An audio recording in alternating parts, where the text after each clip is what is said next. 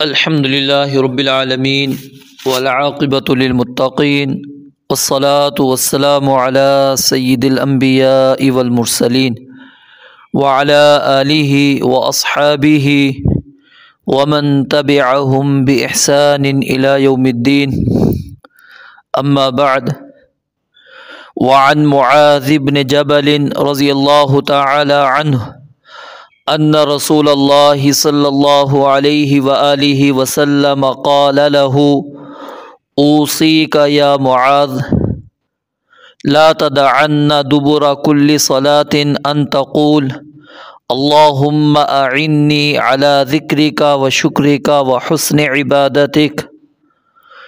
سیدنا معاذ بن جبل رضی اللہ تعالی عنہ سے روایت ہے، بیان فرماتے ہیں ان رسول اللہ صلی اللہ علیہ وآلہ وسلم، بے شک نبی مکرم علیہ الصلاۃ والسلام نے قال له ان سے کہا، یعنی سیدنا معاذ رضی اللہ تعالی عنہ سے آپ علیہ الصلاۃ والسلام نے کہا اوصیک، میں تجھے وصیت کرتا ہوں، اوصیک میں تجھے وصیت کرتا ہوں، میں تجھے تاکید کرتا ہوں۔ اب وصیت کا لفظ ہمارے ہاں عام طور پر یہ سمجھا جاتا ہے کہ مرتے وقت یا موت کے قریب جن باتوں کی انسان نے تاکید کی ہے اس کو وصیت کہا جاتا ہے، اور وصیت صرف اور صرف اس وقت ہی کر سکتے ہیں جب بندے کے اوپر موت کے اثرات ہوں یا وہ مرض الموت کے اندر موجود ہوں۔ تو یہ حدیث کے یہ الفاظ یہاں پر بالکل واضح اور کلیئر ہیں کہ وصیت نبی علیہ الصلاۃ والسلام نے اپنی وفات کے وقت تو سیدنا معاذ رضی اللہ تعالیٰ عنہ کو نہیں کی، بلکہ اس سے پہلے کی، اور بعض روایات کے اندر اس کا سبب بھی یہ ملتا ہے ہمیں کہ یہ وضو کروا رہے تھے نبی مکرم علیہ الصلاۃ والسلام کو، تو آپ علیہ الصلاۃ والسلام نے ان سے کہا کہ مانگیے، کیا مانگتے ہیں؟ کہا کہ اسألک مرافقتک فی الجنہ، میں جنت میں آپ کا ساتھ چاہتا ہوں، کہ مجھے جنت میں اندر آپ کا ساتھ مل جائے۔ آپ نے پھر پوچھا اور کچھ؟ کہا کہ بس میں آپ کا ساتھ چاہتا ہوں۔ 3 مرتبہ یہی بات بیان فرمائی، نبی علیہ الصلوۃ والسلام نے یہی سوال کیا اور سیدنا معاذ رضی اللہ تعالیٰ عنہ یہی کہتے رہے۔ اس کے بعد پھر نبی علیہ الصلوۃ والسلام نے جو اس حدیث کے اندر بات آ رہی ہے اس کی جانب آپ علیہ الصلوۃ والسلام نے ان کی توجہ دلائی۔ تو اوصی کا اس کا دوسرا ترجمہ کیا کیا میں نے؟ تاکید کرنا۔ اوصی کا میں تجھے تاکید کرتا ہوں، میں تجھے وصیت کرتا ہوں، یا معاذ، اے معاذ رضی اللہ تعالی عنہ، کس بات کی؟ لا تدعن، ہرگز نہ چھوڑنا، کبھی بھی نہ چھوڑنا۔ لا تدعن، تا پر بھی زبر ہے، دال پر بھی زبر ہے، عین پر بھی زبر ہے، ٹھیک ہے؟ لا تدعن، کبھی بھی نہ چھوڑنا، ہرگز نہ چھوڑنا۔ دبر کل صلاۃ، ہر نماز کے اختتام پر۔ پیچھے آپ کو میں نے یہ تھوڑا سا فرق سمجھا دیا تھا کہ اگر دبر کل صلاۃ کے بعد دعا آ رہی ہو، اذکار آ رہے ہوں، تو پھر اس کا تعلق نماز کے بعد علماء یعنی امام ابن تیمیہ رحمۃ اللہ علیہ نے نقل کیا ہے۔ اور اگر اس کے بعد والے جو الفاظ ہیں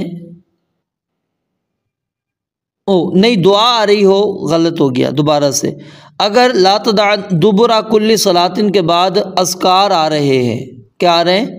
اذکار آ رہے ہیں، جیسے سبحان اللہ، الحمدللہ، اللہ اکبر، تو اس وقت آپ نے کیا کرنا ہے؟ نماز کے بعد پڑھنا ہے۔ اگر اس کے اندر دعا آ رہی ہے، یعنی اللہ تعالیٰ سے آپ کچھ مانگ رہے ہیں، رب العالمین سے کچھ آپ مطالبہ کر رہے ہیں، کچھ اللہ رب العالمین سے سوال کر رہے ہیں، تو اس صورت کے اندر آپ نے کیا کرنا ہے؟ اس کو نماز کے اختتام میں۔ اب یہ جو حدیث ہم پڑھنے لگے اس کے اندر کیا ہے؟ اللہ رب العالمین سے بندہ مانگ رہا ہے، دعا ہے، گویا کہ یہ اذکار نہیں ہے، ذکر نہیں ہے، یہ کیا ہے؟ دعا ہے، تو اس لیے اس کے مطابق یہ نماز کے اختتام میں پڑھی جائے گی۔ تو دونوں مفہوم ایسے بھی بہرحال موجود ہیں جو میں نے آپ کو بتلا بھی دیے، پہلے بھی بتایا کہ دونوں علماء مفہوم لیتے ہیں، لیکن امام ابن تیمیہ تھوڑا سا یہ فرق کر دیتے ہیں۔ لا تدعن، ہرگز نہ چھوڑنا، کبھی بھی نہ چھوڑنا، دبر کل صلاۃ، ہر نماز کے بعد، ہر نماز کے اختتام پر، ہر نماز کے بعد، ان تقول، کہ تم کہو، کیا کہو؟ اللہم، اے اللہ، اعنی، میری مدد کر، اعنی، میری مدد کر، علی ذکرک، اپنے ذکر پر، علی ذکرک، اپنے ذکر پر میری مدد کر۔ اب یہاں پر اعنی اعانت سے ہے، اس سے مراد کیا ہے کہ مجھے توفیق دے، مجھے توفیق دے، میری مدد کر، میں تیرا ذکر کر سکوں۔ اب یہ جو ذکر ہے یہ زبان کے ساتھ بھی ہے، ٹھیک ہے، اور عمل کے ساتھ بھی، دونوں چیزیں ہیں۔ وشکری کا، اور مجھے میری مدد کر، مجھے توفیق دے، کس پر؟ وشکری کا، تیرے شکر پر، کہ میں تیرا شکر ادا کر سکوں، زبان کے ذریعے سے، اعضاء کے ذریعے سے، اعمال کے ذریعے سے، ہر طرح میں تیرا شکر ادا کر سکوں۔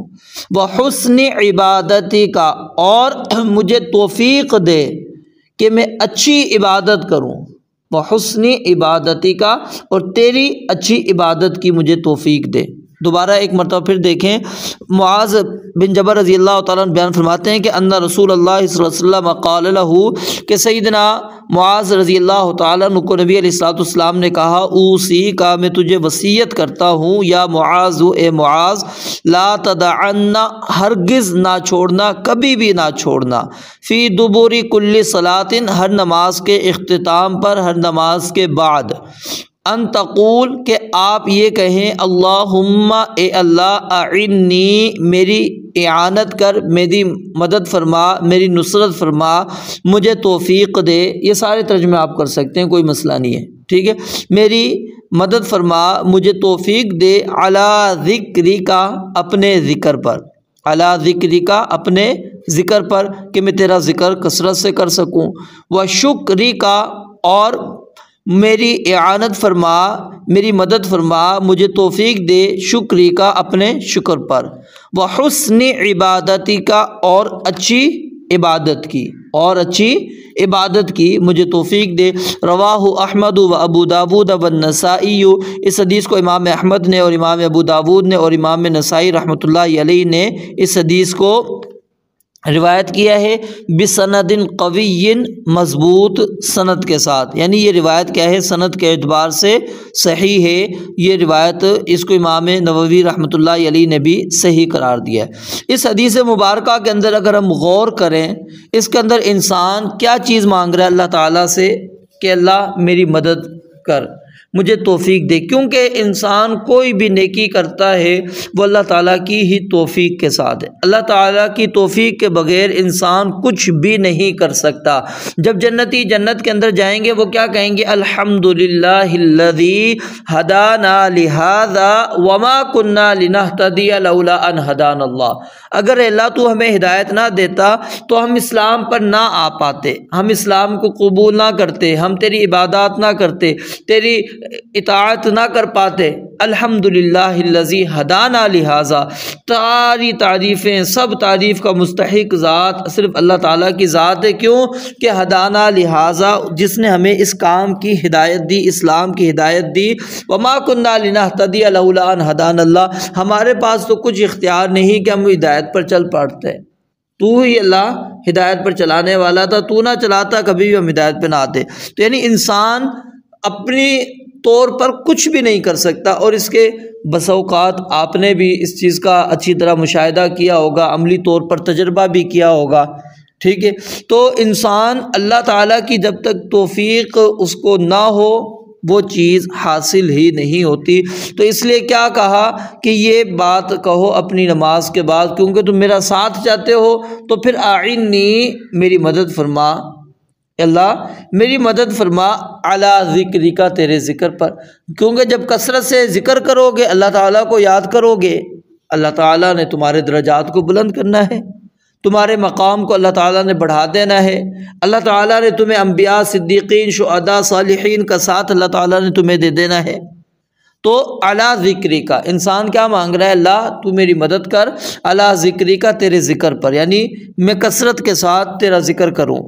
لا یزال لسانک رطبا من ذکر اللہ، نبی علیہ الصلوۃ والسلام نے فرمایا نا تیری زبان ہمیشہ اللہ کے ذکر سے تر رہے، ہمیشہ اللہ کے ذکر سے تر رہے۔ اب وہ ذکر کے کلمات احادیث کے اندر مروی ہیں، جیسے سبحان اللہ، الحمدللہ، اللہ اکبر، لا الہ الا اللہ، لا حول ولا قوة الا باللہ، سبحان اللہ وبحمدہ، سبحان اللہ العظیم۔